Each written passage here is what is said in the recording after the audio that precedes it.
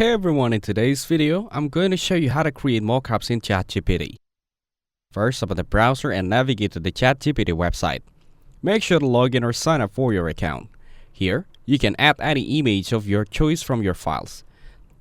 Then, add the prompt, such as to design an elegant hands-off bottle label featuring the provided logo as the focal point. You can ask it to use typography, ocean-inspired colors like deep blue, seafoam green, and soft aqua. Aim for a minimal yet modern aesthetic that evokes purity, cleanliness, and the calm essence of the sea. After adding the prompt, hit the arrow icon to send it. It'll start the processing and will show you the results in a few seconds. You can also give it a prompt to put it on a heads-up bottle design mockup. Lastly, send it and you'll see the results in a few moments.